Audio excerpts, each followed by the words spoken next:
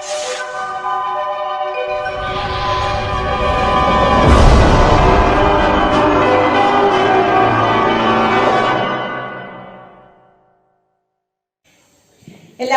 നമസ്കാരം. ചരിത്ര പഠനത്തിന്റെ ഒരു പുതിയ ക്ലാസ്സിലേക്ക് എല്ലാവർക്കും സ്വാഗതം. Today we are going to discuss a new topic based on our second theme, kings, farmers and towns. രാജാക്കന്മാർ, കർഷകർ, നഗരങ്ങൾ എന്ന രണ്ടാമത്തെ പ്രമേയത്തിലെ ഒരു പുതിയ പാഠഭാഗമാണ് നമ്മൾ ഇന്ന് പഠിക്കാൻ പോകുന്നത്. അതിനു മുമ്പ് കഴിഞ്ഞ 1-2 ക്ലാസ്സുകളായി ഈ പാഠഭാഗവുമായി ബന്ധപ്പെട്ട കുറെ കാര്യങ്ങൾ നിങ്ങൾ മനസ്സിലാക്കി. നമ്മൾ ആദ്യം തന്നെ മനസ്സിലാക്കേണ്ട ഒരു സംഗതി എന്ന് പറഞ്ഞാൽ, ഈ പാഠഭാഗം പ്രധാനമായും അനാവരണം ചെയ്യുന്നത് അല്ലെങ്കിൽ ഇതിന്റെ പ്രധാനപ്പെട്ട ഉള്ളടക്കം എന്ന് പറയുന്നത് BCE 600-നും CE 600-നും ഇടയിൽ ഇന്ത്യയിലുണ്ടായ പ്രധാനപ്പെട്ട രാഷ്ട്രീയ സാമ്പത്തിക മാറ്റങ്ങൾ എന്താണ്. അപ്പൊ ഈ രാഷ്ട്രീയ മാറ്റങ്ങളെ കുറിച്ച് പഠിക്കുമ്പോൾ നിങ്ങൾ എന്തെല്ലാം കാര്യങ്ങൾ പഠിച്ചു? യെസ്, നിങ്ങൾക്കറിയാം, നമ്മൾ ആദ്യകാല രാഷ്ട്രങ്ങളെ കുറിച്ച് പഠിച്ചു. 16 മഹാജനപദങ്ങളെ കുറിച്ചും അതിൽ തന്നെ ശക്തമായ മഹാജനപദമായി എന്തുകൊണ്ട് മഗധ വളർന്നുവെന്നും മഗധയുടെ വളർച്ചയ്ക്കുള്ള കാരണങ്ങളും, അതേപോലെ തന്നെ മഗധ ഭരിച്ച പ്രധാനപ്പെട്ട രാജവംശങ്ങളെ കുറിച്ചും അതിൽ തന്നെ ഒരുപക്ഷെ ഇന്ത്യയിലെ ആദ്യത്തെ സാമ്രാജ്യത്തിന്റെ വക്താക്കൾ എന്ന് നമ്മൾ പറയുന്ന മൗര്യ സാമ്രാജ്യത്തെ കുറിച്ചുമൊക്കെ നിങ്ങൾ പഠിച്ചു കഴിഞ്ഞു. മൗര്യ സാമ്രാജ്യത്തിലെ പ്രഗത്ഭന്മാരായ ഭരണകർത്താക്കളായ ചന്ദ്രഗുപ്ത മൗര്യനും അതുപോലെ തന്നെ കലിംഗ യുദ്ധത്തിന് ശേഷം യുദ്ധം പാടെ ഉപേക്ഷിച്ച് സമാധാനത്തിന്റെ പാത പിന്തുടർന്ന അശോകന്റെ ധർമ്മനയങ്ങളെ കുറിച്ചും ഒക്കെ നിങ്ങൾ പഠിച്ചു കഴിഞ്ഞു. അതേപോലെ തന്നെ മൗര്യന്മാരുടെ ഭരണവ്യവസ്ഥയും നമ്മൾ മനസ്സിലാക്കി. പിന്നെ നിങ്ങൾ അതിനകത്ത് പഠിച്ച പ്രധാനപ്പെട്ട ഏരിയ എന്ന് പറയുന്നത് മൗര്യാനന്തര കാലഘട്ടത്തെ കുറിച്ചാണ്. അതുപോലെ തന്നെ ന്യൂ നോഷൻസ് ഓഫ് കിങ്ഷിപ്പ്. അതുപോലെ പിന്നെ നമ്മൾ പഠിച്ചത് മൗര്യാനന്തര കാലഘട്ടത്തെ കുറിച്ചാണ്.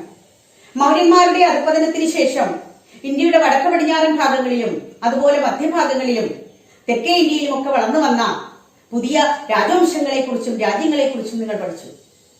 ഏതൊക്കെയായിരുന്നു ആ രാജ്യങ്ങൾ? ഇൻഡോ ഗ്രീക്കുകാർ, പാർഥിയന്മാർ, കുഷാനന്മാർ, ശാകന്മാർ, അതേപോലെ തന്നെ തെക്കേ ഇന്ത്യ പരിഗണിക്കുമ്പോൾ മുപ്പൻ വാഴ്ചകളായ ചേര, ചോള, പാണ്ഡ്യന്മാർ തുടങ്ങിയവരെ കുറിച്ചൊക്കെ നിങ്ങൾ കുറെ കാര്യങ്ങൾ മനസ്സിലാക്കി. അതുപോലെ തന്നെ നമ്മൾ ഡിവൈൻ കിങ്സിനെ കുറിച്ച്, ദിവ്യ രാജാക്കന്മാർ എന്ന സങ്കല്പം അത് വളർത്തിക്കൊണ്ടുവന്നതാരാണ്? പ്രത്യേകിച്ചും കുഷാനന്മാരുടെ കാലഘട്ടത്തിൽ ഉണ്ടായിരുന്ന ഒരു കാഴ്ചപ്പാടായിരുന്നു ഡിവൈൻ കിങ്സ്. അതായത് രാജാവിനെ ദൈവത്തെ പോലെ കൺസിഡർ ചെയ്യുന്ന ഒരവസ്ഥ. അതല്ലെന്നുണ്ടെങ്കിൽ നമുക്ക് എന്ത് പറയാം? രാജാക്കന്മാർ എന്നൊരു പരിവേഷം നേടാനായി കുഷാന രാജാക്കന്മാർ ശ്രമിച്ചിരുന്നു. അതിനവർ ചില തന്ത്രങ്ങൾ സ്വീകരിച്ചിരുന്നു. മഹാനായ കനിഷ്കനെ കുറിച്ച് നിങ്ങൾ പഠിച്ചു, ശകവർഷത്തെ കുറിച്ച് പഠിച്ചു. പിന്നീട് നമ്മൾ അതിനകത്ത് പഠിച്ച പ്രധാനപ്പെട്ട ഭാഗം എന്ന് പറയുന്നത്, ഒരുപക്ഷെ മൗര്യന്മാർക്ക് ശേഷം ഇന്ത്യയിൽ വളർന്ന് വികാസം പ്രാപിച്ച ഏറ്റവും പ്രബല ശക്തി എന്ന് വേണമെങ്കിൽ നമുക്ക് പറയാൻ സാധിക്കുന്നത് CE 4-ാം നൂറ്റാണ്ടിൽ ഇന്ത്യയിൽ വളർന്നു വന്ന ഗുപ്ത സാമ്രാജ്യത്തെ കുറിച്ച് ആണ്. ഗുപ്തന്മാരുടെ കാലഘട്ടത്തെ കുറിച്ചും കുറെ കാര്യങ്ങളൊക്കെ നമ്മൾ മനസ്സിലാക്കി. ചന്ദ്രഗുപ്തൻ ഒന്നാമൻ, അതുപോലെ തന്നെ ഇന്ത്യൻ നെപ്പോളിയൻ എന്നറിയപ്പെടുന്ന സമുദ്രഗുപ്തൻ, വിക്രമാദിത്യൻ എന്ന പേരിൽ അറിയപ്പെടുന്ന ചന്ദ്രഗുപ്ത രണ്ടാമൻ തുടങ്ങിയവരെ കുറിച്ചൊക്കെ നിങ്ങൾ മനസ്സിലാക്കി. നമ്മൾ ഇന്ന് പഠിക്കാൻ പോകുന്നത് നമ്മുടെ രണ്ടാമത്തെ പ്രമേയത്തിലെ 5-ാമത്തെ യൂണിറ്റായ ചേഞ്ചിങ് കൺട്രി സൈഡ് എന്ന പാഠഭാഗത്തിലേക്ക് ആണ്. എന്ന് വെച്ചാൽ എന്താണ് അതിന്റെ അർത്ഥം? ചേഞ്ചിങ് കൺട്രി സൈഡ് എന്ന് പറഞ്ഞാൽ മാറിക്കൊണ്ടിരിക്കുന്ന ഗ്രാമപ്രദേശം. മാറിക്കൊണ്ടിരിക്കുന്ന ഈ ഗ്രാമപ്രദേശം എന്ന ഈ യൂണിറ്റിൽ നമ്മൾ ആദ്യം പഠനവിധേയമാക്കുന്നത് പോപ്പുലർ പെർസെപ്ഷൻസ് ഓഫ് കിങ്സ് എന്ന് പറഞ്ഞാൽ എന്താണ്? രാജാക്കന്മാരെ കുറിച്ചുള്ള ജനകീയ ധാരണ എന്താണെന്ന്. Here the main question is, what did the people think about their rulers? രാജാക്കന്മാരെ കുറിച്ച് ജനങ്ങൾ എന്താണ് ചിന്തിച്ചിരുന്നത്? രാജാക്കന്മാരെ കുറിച്ച് അവരുടെ മനസ്സിലുണ്ടായിരുന്ന വികാരം എന്തായിരുന്നു? രാജാക്കന്മാരെ കുറിച്ച് ജനങ്ങൾ എന്താണ് ചിന്തിച്ചിരുന്നതെന്ന് ഒരിക്കലും നമുക്ക് ആർക്കിയോളജിക്കൽ സോഴ്സസ് ആയ ഇൻസ്ക്രിപ്ഷനിലൂടെ മനസ്സിലാക്കാൻ കഴിയില്ല. കാരണം നേരത്തെ തന്നെ നമ്മൾ പഠിച്ചു, ഈ പാഠഭാഗവുമായി ബന്ധപ്പെട്ടുകൊണ്ട് അല്ലെങ്കിൽ പ്രാചീന ഇന്ത്യയുടെ ചരിത്രത്തെക്കുറിച്ച് മനസ്സിലാക്കാൻ സഹായിക്കുന്ന ഏറ്റവും പ്രധാനപ്പെട്ട ഉറവിടം എന്ന് പറയുന്നത് പുരാവസ്തുക്കളായ ഇൻസ്ക്രിപ്ഷനുകളും അതുപോലെ തന്നെ കോയിൻസും മറ്റുമാണ്. അക്കൂട്ടത്തിൽ പല സാഹിത്യകൃതികളും നമ്മൾ പഠന വിധേയമാക്കുന്നുണ്ട്. പക്ഷെ ഇവിടെ ഇൻസ്ക്രിപ്ഷനിലൂടെ പ്രത്യേകിച്ച് നമ്മുടെ രണ്ടാമത്തെ തീമിനെ കുറിച്ച് മനസ്സിലാക്കാൻ നമ്മൾ ഏറെക്കുറെ ഡിപ്പെൻഡ് ചെയ്യുന്ന സോഴ്സ് മെറ്റീരിയൽ എന്ന് പറയുന്നത് ഇൻസ്ക്രിപ്ഷൻ ആണ്. പക്ഷെ ഒരിക്കലും ഈ ഇൻസ്ക്രിപ്ഷനിലൂടെ നമുക്ക് we do not get enough information about the popular feelings of the people about their rulers. ജനങ്ങളുടെ സങ്കല്പം, രാജാവിനെ കുറിച്ച് അവർ എന്താണ് ചിന്തിച്ചിരുന്നതെന്ന് ഒരിക്കലും നമുക്ക് ഇൻസ്ക്രിപ്ഷനിലൂടെ മനസ്സിലാക്കാൻ സാധിക്കില്ല. ഈ ഒരു സാഹചര്യത്തിൽ ഈ ഒരു പ്രശ്നത്തെ നമുക്ക് എങ്ങനെ നേരിടാം? Here historians they tried to solve this problem by explaining some stories in anthologies such as Jataka and Panchatantra stories. ജാതക കഥകൾ പോലെയോ അല്ലെങ്കിൽ പഞ്ചതന്ത്രം കഥകൾ പോലെയോ ഉള്ള ചില കഥകളെ പഠന വിധേയമാക്കിക്കൊണ്ട് ജനങ്ങൾക്ക് രാജാവിനെ കുറിച്ചുള്ള ധാരണ എന്തായിരുന്നുവെന്ന് ഒരു പരിധിവരെ മനസ്സിലാക്കാൻ ചരിത്രകാരന്മാർ ശ്രമിക്കുക. ഈ കഥകളെല്ലാം തന്നെ these stories were originated as popular oral tells.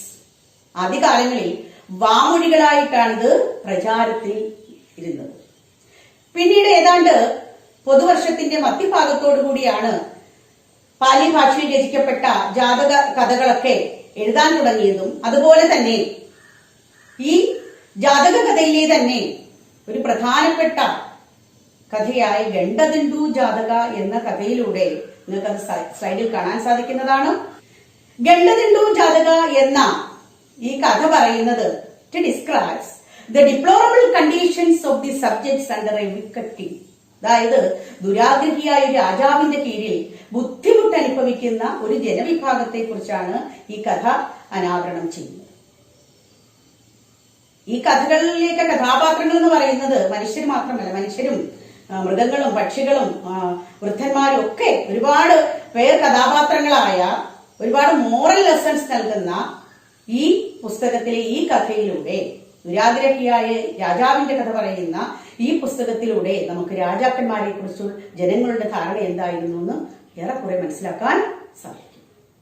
ഒരു ദിവസം one day the king he went in disguise to find out what his subjects think about him. തന്നെ കുറിച്ച് എന്താണ് ജനങ്ങൾ പറയുന്നതെന്ന് മനസ്സിലാക്കാൻ ഒരു ദിവസം രാജാവ് വേഷപ്രച്ഛന്നനായി പോകുന്ന വഴിക്ക് he noticed that or he found that each one of them cursed him for their miseries. തങ്ങളുടെ സർവ്വ ദുരിതങ്ങൾക്ക് കാരണം ഈ രാജാവിന്റെ ഭരണമാണെന്ന് ജനങ്ങൾ കുറ്റപ്പെടുത്തുന്നത് ഈ രാജാവ് കേൾക്കാൻ ഇടയാകുന്നു. They complained that they were attacked by robbers at night and tax collectors during daytime. രാത്രികാലങ്ങളിൽ പിടിച്ചുപറിക്കാരും കള്ളന്മാരും അതുപോലെ തന്നെ പകൽ സമയത്ത് നികുതി പിരിവുകാരും തങ്ങളെ ഏറെ ബുദ്ധിമുട്ടിക്കുന്നതായി ഇവർ പറയുന്നത് ഇദ്ദേഹം കേൾക്കാൻ ഇടയാകും.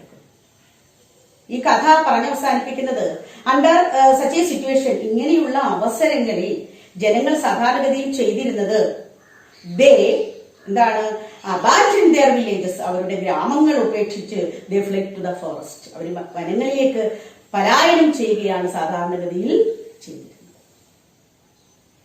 ഈ ഒരു കഥയിൽ നിന്നും നമുക്ക് മനസ്സിലാക്കാൻ പറ്റുന്ന സംഗതി എന്ന് പറഞ്ഞാൽ this story indicates that there was no good relationship between the king and his subjects. രാജാവും ജനങ്ങളും തമ്മിൽ അത്ര നല്ല ഒരു ബന്ധമായിരുന്നില്ല നിലനിന്നിരുന്നതെന്ന് വേണം ഈ കഥയിലൂടെ നമുക്ക് മനസ്സിലാക്കാൻ.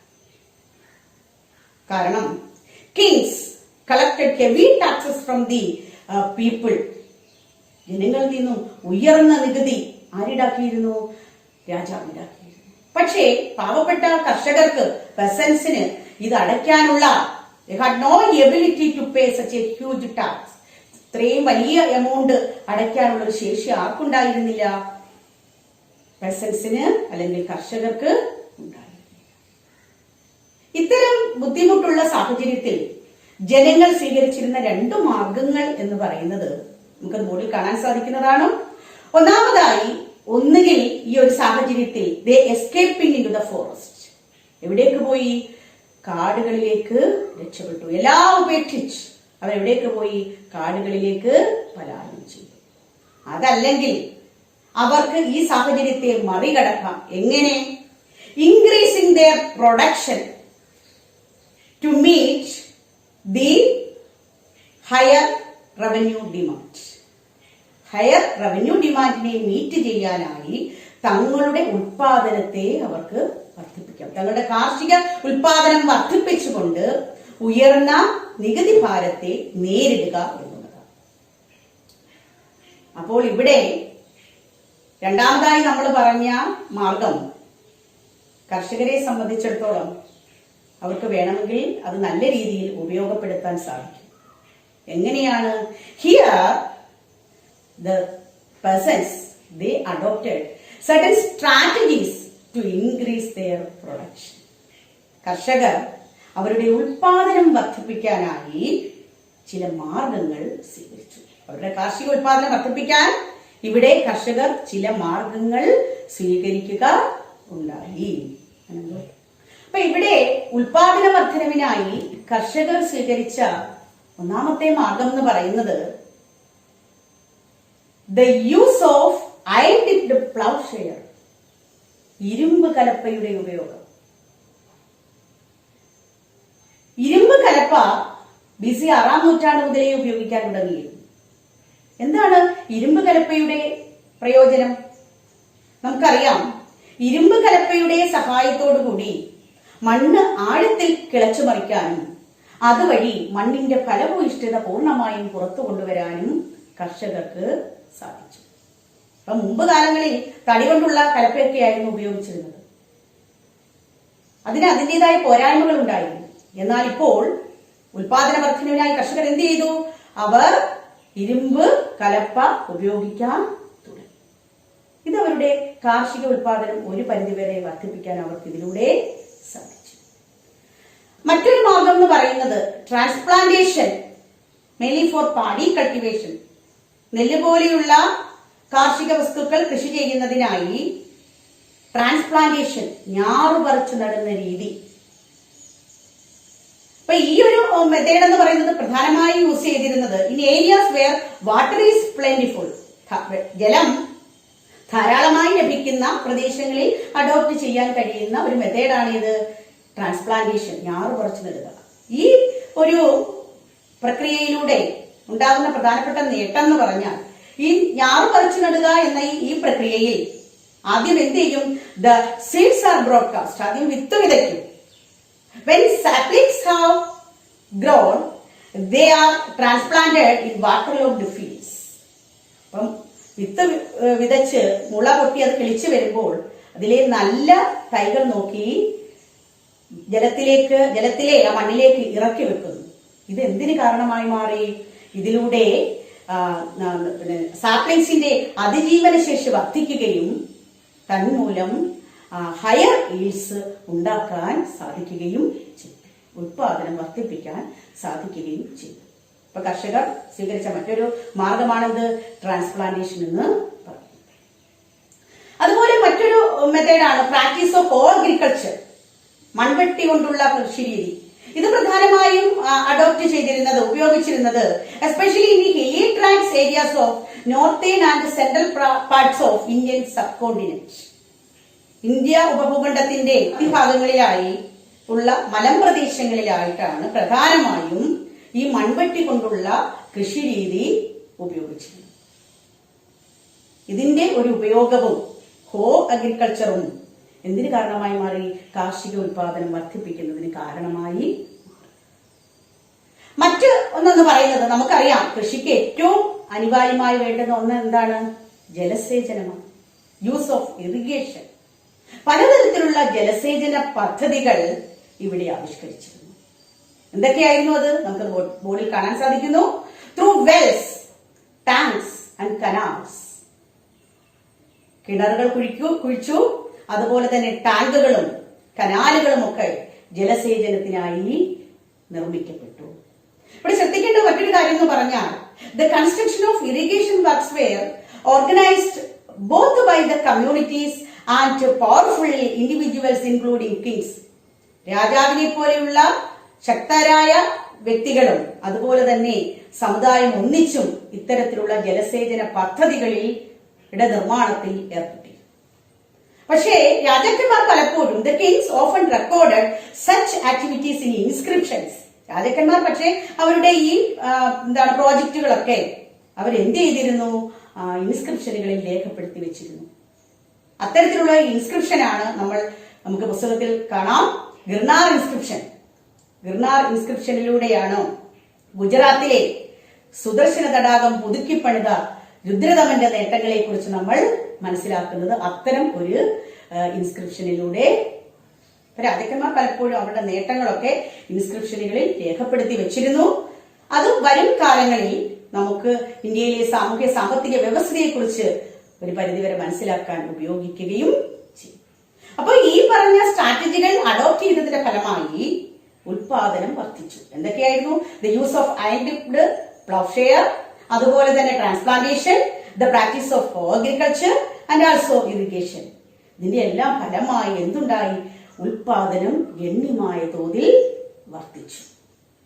അപ്പൊ ഉൽപാദനം വർദ്ധിപ്പിച്ചപ്പോൾ എന്തുണ്ടായി? All these strategies resulted an increase in production. അപ്പം ഈ മാർഗങ്ങളെല്ലാം ഉപയോഗിച്ചത് ഉൽപാദന വർധനവിന് കാരണമായി. പക്ഷേ but its benefits were not equally shared by the members of the community. പക്ഷെ ഇതിന്റെ നേട്ടങ്ങൾ സമൂഹത്തിലെ എല്ലാവരിലും ഒരുപോലെയായിരുന്നില്ല എത്തപ്പെട്ടത്. ഇത് സാമൂഹ്യത്തിലെ പലതരത്തിലുള്ള വ്യത്യാസങ്ങളാണ് ഇതിലൂടെ നമുക്ക് മനസ്സിലാക്കാൻ സാധിക്കുന്നത്.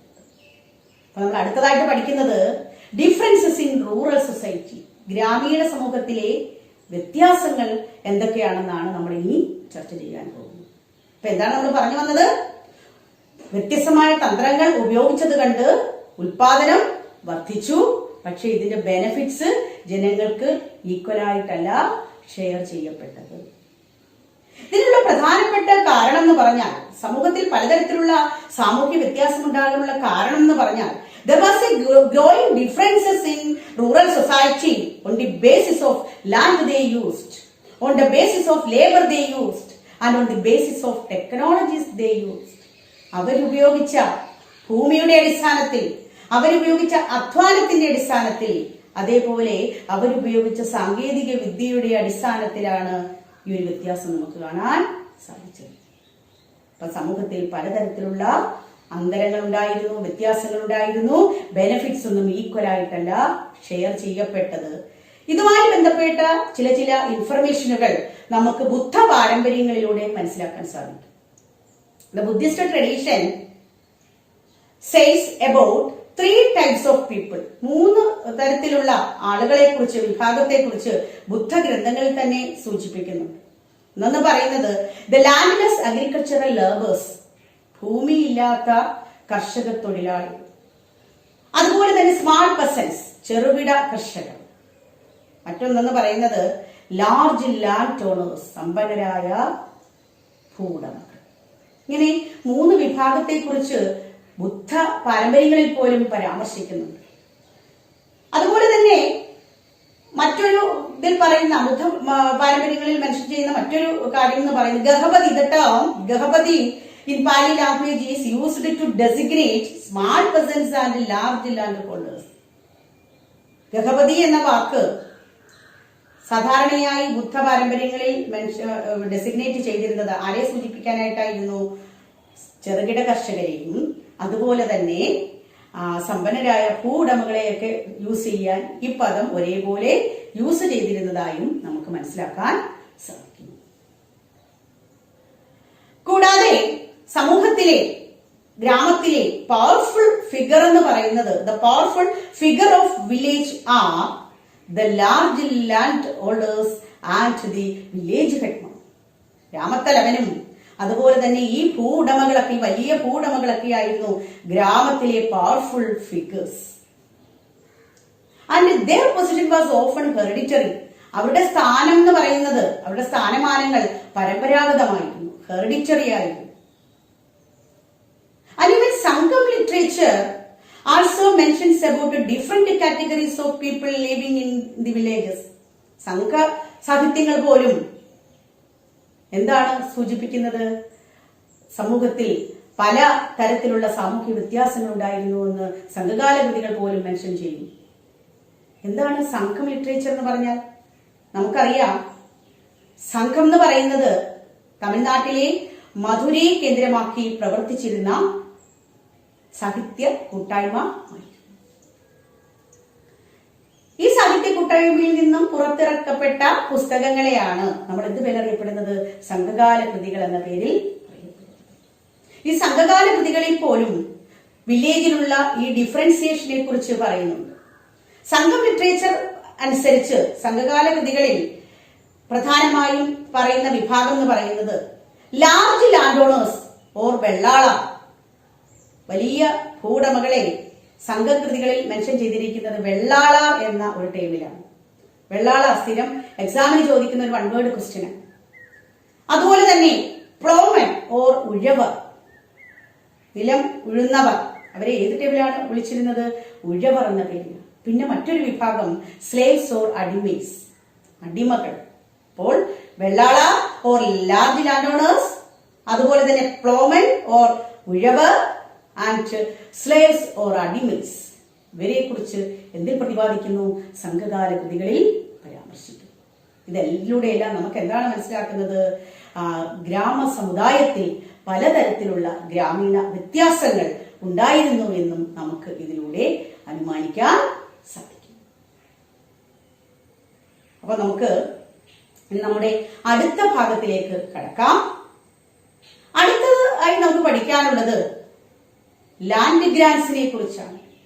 ഭൂദാനം, land grants and new rural elite, ഭൂദാനവും ഗ്രാമസമുദായത്തിലെ പുതിയ വരേണ്യവർഗവും. അപ്പൊ ഭൂദാനത്തെ കുറിച്ച് നമ്മൾ പറയുമ്പോൾ, ഭൂദാനം എന്ന പ്രക്രിയ ഇന്ത്യയിൽ ആരംഭിച്ചത് പൊതുവർഷത്തിന്റെ ആദ്യ നാളുകളിൽ ആണ്. Land grants began to be given from the early centuries of common era. ഇതിനെക്കുറിച്ചുള്ള അറിവുകൾ നമുക്ക് പ്രധാനമായും ലഭിക്കുന്നത് there were references about land grants in some of the inscriptions written in Sanskrit or Tamil or Telugu languages. Tamil, Telugu, സംസ്കൃത ഭാഷകളിലായി രചിക്കപ്പെട്ട പലതരത്തിലുള്ള ഇൻസ്ക്രിപ്ഷനുകളിലൂടെയാണ് നമ്മൾ ഭൂദാനത്തെ കുറിച്ച് മനസ്സിലാക്കുന്നത്. And these inscriptions were either on stone or on copper plates. കല്ലുകളിലോ അല്ലെങ്കിൽ ചെമ്പു തകടുകളിലോ എഴുതി വെച്ച ഇത്തരം ലിഖിതങ്ങളിലൂടെ നമുക്ക് എന്ത് മനസ്സിലാക്കാൻ സാധിക്കുന്നു? There were probably, അല്ലെങ്കിൽ these were probably used as a record of transactions to those who received the land. ഭൂമി വാങ്ങിയവരുടെയും കൊടുത്തവരുടെയും ഒക്കെ വിവരങ്ങൾ എന്തിൽ രേഖപ്പെടുത്തിയിട്ടുണ്ട്? ഈ ഇൻസ്ക്രിപ്ഷനുകളിൽ രേഖപ്പെടുത്തിയിട്ടുണ്ട്. അതുകൊണ്ട് ആർക്ക് ഭൂമി കൊടുത്തു എന്ന് നമുക്ക് ഇതിലൂടെ വ്യക്തമായി മനസ്സിലാക്കാൻ സാധിക്കും. അപ്പൊ പുതുവർഷത്തിന്റെ 1-ാം നൂറ്റാണ്ടിൽ ആരംഭിച്ച ഭൂദാനം എന്ന പ്രക്രിയയ്ക്ക് ഇന്ത്യയിൽ തുടക്കം കുറിച്ചത്, നോട്ട് ചെയ്യുക, ഡെക്കാൻ കേന്ദ്രമാക്കി അധികാരത്തിൽ വന്ന ശതവാഹന ഭരണാധികാരികളാണ്. ഇതും പരീക്ഷയ്ക്ക് ചോദിക്കുന്ന ഒരു ചോദ്യമാണ്. അപ്പൊ ഇന്ത്യയിൽ ആദ്യം ഈ പ്രക്രിയ ആരംഭിച്ചത് ആരാണ്? ശതവാഹനന്മാർ ആണ്. Satavahanas they granted tax-free villages to Brahmanas and Buddhist monks. ബ്രാഹ്മണന്മാർക്കും അതുപോലെ തന്നെ ബുദ്ധ സന്യാസിമാർക്കും ധാരാളം നികുതിരഹിത ഗ്രാമങ്ങൾ ആര് നൽകിയിരുന്നു? ശതവാഹനന്മാർ.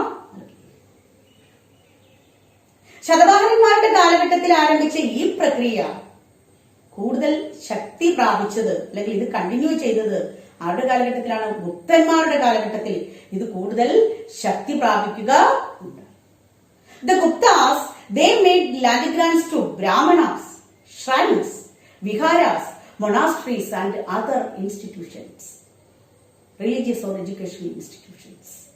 ഗുപ്തന്മാരുടെ കാലഘട്ടത്തിൽ ബ്രാഹ്മണർക്ക് മാത്രമല്ല ഭൂമി നൽകിയിരുന്നത്, അല്ലെങ്കിൽ ബുദ്ധ സന്യാസിമാർക്കും ക്ഷേത്രങ്ങൾക്കും വിഹാരങ്ങൾക്കും ആശ്രമങ്ങൾക്കും അതുപോലെ തന്നെ പല മതസ്ഥാപനങ്ങൾക്കും വിദ്യാഭ്യാസ സ്ഥാപനങ്ങൾക്കും ഒക്കെ ധാരാളം ഭൂമി ദാനമായി കൊടുത്തിരുന്നു. ഇങ്ങനെ കൊടുക്കപ്പെട്ട ഭൂമിയുടെ പ്രത്യേകത എന്ന് പറഞ്ഞത് മിക്കവാറും ഭൂമികളും ടാക്സ് ഫ്രീ ലാൻഡ് ആയിരുന്നു, നികുതിരഹിത പ്രദേശങ്ങൾ ആയിരുന്നു. സാധാരണയായി ബ്രാഹ്മണർക്ക് കൊടുത്ത ഭൂമിയെ അഗ്രഹാരം എന്ന പേരിലാണ് അറിയപ്പെടുന്നത്. അഗ്രഹാരങ്ങൾ നമുക്കറിയാം, പാലക്കാട് അഗ്രഹാരത്തെ കുറിച്ചൊക്കെ നിങ്ങൾ കേട്ടിട്ടുണ്ടാവും അല്ലെ? ഇന്ത്യയിൽ ധാരാളം തരത്തിലുള്ള അഗ്രഹാരങ്ങളുണ്ട്. അപ്പോൾ ബ്രാഹ്മണർക്ക് ലഭിച്ച ഭൂമി എന്ത് പേരിൽ അറിയപ്പെടുന്നു? അഗ്രഹാരങ്ങൾ എന്ന പേരിൽ അറിയപ്പെടുന്നു. അതേസമയം ക്ഷേത്രങ്ങൾക്ക് ലഭിച്ച ഭൂമിയെ ദേവസ്വം എന്ന് അറിയപ്പെടുന്നു. പ്രത്യേകിച്ചും തെക്കേ ഇന്ത്യയിലാണ് ദേവസ്വം എന്ന പേരിൽ അറിയപ്പെടുന്നത്. പൊതുവെ ഇത്തരത്തിലുള്ള ദാനങ്ങളെയൊക്കെ വടക്കേ ഇന്ത്യയിൽ ദേവദാനം എന്ന പേരിലാണ് അറിയപ്പെടുന്നത്. അപ്പൊ ബ്രാഹ്മണർക്കും ക്ഷേത്രങ്ങൾക്കും ഒക്കെ എന്ത് നൽകിയിരുന്നു? ദാനമായി ധാരാളം ഭൂമി ലഭിച്ചിരുന്നു. അതുപോലെ തന്നെ according to Sanskrit legal text, woman were denied access to land. സംസ്കൃത നിയമഗ്രന്ഥങ്ങൾ പറയുന്നത് സ്ത്രീകൾക്ക് സ്വത്തിന് അവകാശം ഇല്ല എന്നാണ്. പക്ഷെ ഇവിടെ പ്രഭാവതി ഗുപ്ത ദാനം നൽകിയതിനെ കുറിച്ച് ഒരു ഇൻസ്ക്രിപ്ഷൻ പറയുന്നു. അതെന്താണ് അങ്ങനെ സംഭവിച്ചത്? നമുക്ക് നോക്കാം. പ്രഭാവതി ഗുപ്തയെ കുറിച്ച് നമ്മൾ മുമ്പ് തന്നെ പഠിച്ചിട്ടുള്ളതാണ്. പ്രഭാവതി ഗുപ്ത ആരാണ്? ചന്ദ്രഗുപ്ത രണ്ടാമന്റെ മകളാണ്. അവരെ വിവാഹം കഴിച്ച് അയച്ചേക്കുന്നത് വകാടക കുടുംബത്തിലേക്കാണ്. അപ്പൊ പ്രഭാവതി ഗുപ്ത കൊടുത്ത ദാനത്തെ കുറിച്ച് നമ്മൾ മനസ്സിലാക്കുമ്പോൾ അതിലൂടെ നമ്മൾ മനസ്സിലാക്കുന്ന കാര്യങ്ങൾ എന്ന് പറഞ്ഞാൽ ഒന്ന് രണ്ട് കാര്യങ്ങൾ നമുക്ക് ഇതിലൂടെ മനസ്സിലാക്കാൻ സാധിക്കുന്നത്. അപ്പം നിയമഗ്രന്ഥങ്ങൾ പറയുന്നു സ്ത്രീകൾക്ക് ഭൂമിയിൽ അവകാശമില്ല. പക്ഷെ ഇവിടെ പ്രഭാവതി ഗുപ്ത ഭൂമി ദാനം കൊടുത്തതായി പറയുന്നു. ഈ ഒരു കാര്യത്തിലൂടെ നമുക്ക് മനസ്സിലാക്കാൻ സാധിക്കുന്നത് ഒരു പക്ഷേ she was able to make such a grant because she was secure. അവരിത്തരത്തിലുള്ള ഒരു ദാനം കൊടുത്തത് ഒന്നുകിൽ അവരൊരു രാജ്ഞിയായതുകൊണ്ടായിരിക്കാം. മനസ്സിലായോ? അവരൊരു രാജകുടുംബത്തിൽപ്പെട്ട അംഗമായതുകൊണ്ടായിരിക്കാം, സമ്പന്ന വനിതയായതുകൊണ്ടായിരിക്കാം അവര് ഇത്തരത്തിൽ ദാനം കൊടുത്തത്. അതല്ലെങ്കിൽ നമുക്ക് മറ്റൊരു രീതിയിൽ പറഞ്ഞാൽ, otherwise we can say that legal texts were not implemented uniformly. നിയമഗ്രന്ഥങ്ങൾ ഒരുപോലെയായിരുന്നില്ല നിലനിന്നിരുന്നത് എന്ന് വേണം നമുക്ക് മനസ്സിലാക്കാൻ. ഇവിടെ വലിപ്പച്ചെറുപ്പങ്ങൾ ഉണ്ടായിരുന്നു എന്ന് വേണം നമ്മൾ മനസ്സിലാക്കാൻ. നിയമഗ്രന്ഥങ്ങൾ എല്ലാവർക്കും ഒരുപോലെ ആയിരുന്നില്ല എന്ന് നമ്മൾ കരുതേണ്ടതായി. അതുപോലെ തന്നെ land grants varied in size ranging from small plots to vast stretches of uncultivable land. തുണ്ടുഭൂമി മുതൽ വിശാലമായ ഭൂമി വരെ ദാനമായി നൽകിയിരുന്നു. ഓക്കെ, അപ്പൊ ലാൻഡ് ഗ്രാൻസുമായി നമ്മൾ കുറെ കാര്യങ്ങൾ മനസ്സിലാക്കി. ശതവാഹനന്മാരെ കുറിച്ചും അതുപോലെ തന്നെ ഗുപ്ത കാലഘട്ടത്തിലൊക്കെ നിലനിന്ന ഭൂദാന പ്രക്രിയയെ കുറിച്ച് നമ്മൾ മനസ്സിലാക്കി. ഇനി അടുത്തതായിട്ട് എന്തുകൊണ്ടാണ് ഇങ്ങനെ ഭൂമി ദാനമായി നൽകിയത്? Why the land grants? എന്തായിരിക്കാം ഇതിനുള്ള കാരണം? രാജാക്കന്മാർ ഭൂമി ഇങ്ങനെ വെറുതെ കൊടുക്കാനുള്ള കാരണം എന്താണ്? സാധാരണയായി ഭൂമി കൂടുതലായും ദാനം കൊടുത്തിരുന്നത് പവർഫുൾ കിങ്സ് ആണ്, രാജാക്കന്മാരാണ്. ഹർഷവർദ്ധനൊക്കെ നളന്ദ യൂണിവേഴ്സിറ്റിക്ക് ധാരാളം ഭൂമി കൊടുത്തിരുന്നതിനെ കുറിച്ച് ചരിത്ര ഗ്രന്ഥങ്ങളിൽ നിന്ന് നമ്മൾ മനസ്സിലാക്കുന്നുണ്ട്. ഇപ്പൊ രാജാക്കന്മാരൊക്കെ എന്തിനു വേണ്ടിയായിരിക്കാം ഈ ഭൂമി നൽകിയത്? നമുക്ക് നോക്കാം. ചരിത്രകാരന്മാർക്കിടയിൽ ഇതുമായി ബന്ധപ്പെട്ട് വ്യത്യസ്ത അഭിപ്രായങ്ങളാണുള്ളത്. ഭൂദാനവുമായി ബന്ധപ്പെട്ട് there are differences of opinion among historians about land grants. ഒരു വിഭാഗം ചരിത്രകാരന്മാരുടെ അഭിപ്രായത്തിൽ it was the strategy of the rulers to extend agriculture in new areas. പുതിയ പ്രദേശങ്ങളിലേക്ക് കൃഷി വ്യാപിപ്പിക്കാനുള്ള രാജാക്കന്മാരുടെ ഒരു തന്ത്രമായിരിക്കാം ഈ ഭൂദാനം എന്നാണ് ഒരു വിഭാഗം ചരിത്രകാരന്മാർ പറയുന്നത്. മറ്റൊരു കൂട്ടം ചരിത്രകാരന്മാരുടെ അഭിപ്രായത്തിൽ the land grants were indicative of weakening political power. ക്ഷയിച്ചുകൊണ്ടിരിക്കുന്ന ഒരു രാഷ്ട്രീയ ശക്തിയുടെ സൂചകമായിരിക്കാം ഈ ലാൻഡ് ഗ്രാൻസ്. കാരണം as kings were losing control over Samantas, they tried to win the support of powerful persons by making grants of lands. ശക്തന്മാരായ സാമന്തന്മാരൊക്കെ അധികാരം പിടിച്ചെടുക്കാൻ തുടങ്ങിയ ഒരു അവസരത്തിൽ ഒരുപക്ഷെ രാജാക്കന്മാർക്ക് മറ്റുള്ള പവർഫുൾ അലീസിന്റെ സപ്പോർട്ട് ലഭിക്കുന്നതിന് വേണ്ടിയായിരിക്കാം അവർ എന്ത് നൽകിയത്? ഭൂദാനം നൽകി. നമ്മൾ മുമ്പ് തന്നെ പറഞ്ഞു, പലപ്പോഴും സാമന്തന്മാർ രാജാക്കന്മാരെ പുറത്താക്കിക്കൊണ്ട് അധികാരം പിടിച്ചെടുക്കുന്നതിനെ കുറിച്ച് നമ്മൾ പറഞ്ഞിരുന്നു. ഇത്തരം സാഹചര്യത്തിൽ മറ്റുള്ള കൂട്ടുകാരെ ലഭിക്കുന്ന അലീസിനെ ലഭിക്കുന്നതിന് വേണ്ടിയായിരിക്കാം ഭൂദാനം കൊടുത്തിരുന്നത് എന്നൊരു വിഭാഗം ചരിത്രകാരന്മാർ പറഞ്ഞു. മറ്റ് ഒരു അഭിപ്രായം എന്ന് പറയുന്നത് to project themselves as superman, തങ്ങളെ അതിമാനുഷ്യന്മാരായി ചിത്രീകരിക്കുന്നതിന് വേണ്ടിയായിരിക്കാം രാജാക്കന്മാർ അല്ലെങ്കിൽ പവർഫുൾ ആയിട്ടുള്ള ഇൻഡിവിജ്വൽസ് എന്ത് നൽകിയത്? ലാൻഡ് ഗ്രാൻസ് നൽകിയത്. എന്തായാലും ഈ ഒരു പ്രക്രിയയിലൂടെ land grants provide some insight into the relationship between the cultivators and the state. അതായത് രാഷ്ട്രവും കർഷകരും തമ്മിലുള്ള ബന്ധത്തിലേക്ക് ഒരു ഉൾക്കാഴ്ച നൽകാൻ നമുക്ക് ഈ ഭൂദാനം എന്ന പ്രക്രിയയിലൂടെ മനസ്സിലാക്കാൻ സാധിക്കും. Insight into the relationship between the cultivators and the state. എന്തെല്ലാം കാര്യങ്ങളാണ് നമ്മൾ ഇന്ന് പഠിച്ചു വന്നത്? നമ്മൾ ചേഞ്ചിങ് കൺട്രി സൈഡ് എന്ന നമ്മുടെ ഈ പാഠഭാഗത്തിൽ നമ്മൾ ആദ്യം പോപ്പുലർ പെർസെപ്ഷൻസ് ഓഫ് കിങ്സ്, രാജാക്കന്മാരെ കുറിച്ച് ജനങ്ങൾക്കുള്ള കാഴ്ചപ്പാട്, ധാരണകൾ എന്താണെന്ന് മനസ്സിലാക്കി. അതിന് പലതരത്തിലുള്ള കഥകൾ ചരിത്രകാരന്മാർ പഠന വിധേയമാക്കിയതിനെ കുറിച്ച് നമ്മൾ ചർച്ച ചെയ്തു. അതുപോലെ തന്നെ കർഷകർ ഉൽപാദന വർധനവിനായി സ്വീകരിച്ച പ്രധാനപ്പെട്ട തന്ത്രങ്ങൾ ഇതൊക്കെയായിരുന്നു. ഇരുമ്പ് കലപ്പയുടെ ഉപയോഗം, അതുപോലെ തന്നെ transplantation, then use of irrigation, അതുപോലെ തന്നെ പ്രാക്ടീസ് ഓഫ് ഹോ അഗ്രികൾച്ചർ തുടങ്ങിയവയുടെയൊക്കെ സഹായത്തോടുകൂടി ഉൽപാദനം വർദ്ധിപ്പിച്ചതായി നമ്മൾ പഠിച്ചു. പക്ഷേ ഈ വർധനവിന്റെ ഫലമായി ഇതിലൂടെ കിട്ടിയ നേട്ടങ്ങൾ ഈക്വലായിട്ട് ഷെയർ ചെയ്യപ്പെടാൻ കഴിഞ്ഞില്ല എന്നും ഇത് സമൂഹത്തിൽ പലതരത്തിലുള്ള ഡിഫറൻസസുകൾ ക്രിയേറ്റ് ചെയ്യുന്നതിന് കാരണമായി എന്നും പഠിച്ചു. Differences in rural society. അതുപോലെ തന്നെ പിന്നെ നമ്മൾ പഠിച്ചത് എന്താണ്? ഭൂദാനത്തെ കുറിച്ചാണ്. ഇന്ത്യയിൽ CE 1-ാം നൂറ്റാണ്ടിന്റെ തുടക്കത്തിലാണ് ഭൂദാന പ്രക്രിയ ആരംഭിച്ചത്. ശതവാഹനന്മാരാണിത് തുടക്കം കുറിച്ചത്. ഗുപ്തന്മാരുടെ കാലഘട്ടത്തിൽ ഇത് കൂടുതൽ ശക്തി പ്രാപിക്കുകയുണ്ടായി. ആർക്കൊക്കെയാണ് ഭൂമിദാനമായി നൽകിയത്? ബ്രാഹ്മണർക്ക്, ക്ഷേത്രങ്ങൾക്ക്, വിഹാരങ്ങൾക്ക്, ആശ്രമങ്ങൾക്കും അതുപോലെ തന്നെ മറ്റ് സ്ഥാപനങ്ങൾക്കും, വിദ്യാഭ്യാസ സ്ഥാപനങ്ങൾക്കും മതസ്ഥാപനങ്ങൾക്കും ഒക്കെ ഭൂമിദാനമായി നൽകിയെന്ന് നമ്മൾ മനസ്സിലാക്കി. അതുപോലെ തന്നെ എന്തുകൊണ്ടാണ്, എന്ത് സാഹചര്യത്തിലാണ് രാജാക്കന്മാർ ഈ ഭൂദാനം നൽകിയത് എന്നും നമ്മൾ പഠിച്ചു. അപ്പൊ ഈ പാഠഭാഗവുമായി ബന്ധപ്പെട്ട് ഇത്രയൊക്കെ കാര്യങ്ങൾ നിങ്ങൾ മനസ്സിലാക്കിയെന്ന് ഞാൻ കരുതുന്നു. ഇനി നമുക്ക് ഈ പാഠഭാഗവുമായി ബന്ധപ്പെട്ട് 1-2 പഠന പ്രവർത്തനങ്ങൾ ചെയ്യേണ്ടതായിട്ടുണ്ട്. ഒന്നാമതായി നിങ്ങൾ prepare a notes on the various strategies adopted by the villagers to increase agricultural production. കാർഷിക വർധനവിനായി കർഷകർ സ്വീകരിച്ച പ്രധാനപ്പെട്ട തന്ത്രങ്ങളെ കുറിച്ച് ഒരു കുറിപ്പ് തയ്യാറാക്കുക. രണ്ടാമതായി prepare an assignment. How do we understand the differences prevailed in rural society of India from 600 BCE to 600 CE. 600 BCEക്കും 600 CEക്കും ഇടയിൽ ഇന്ത്യയിലെ ഗ്രാമീണ സമുദായത്തിലുണ്ടായ പ്രധാനപ്പെട്ട വ്യത്യാസങ്ങളെ കുറിച്ച് പ്രിപ്പയർ ആൻ അസൈൻമെന്റ്, ഒരു അസൈൻമെന്റ് തയ്യാറാക്കുക. അപ്പോൾ ഇന്ന് പഠിപ്പിച്ച ഈ 5-ാമത്തെ യൂണിറ്റ് നിങ്ങൾക്ക് മനസ്സിലായി കാണുമെന്ന് ഞാൻ കരുതുന്നു. വീണ്ടും നമുക്ക് മറ്റൊരു ക്ലാസ്സിൽ കണ്ടുമുട്ടാം. അതുവരേക്കും എല്ലാവർക്കും നന്ദി, നമസ്കാരം. Stay home, stay safe. Thank you.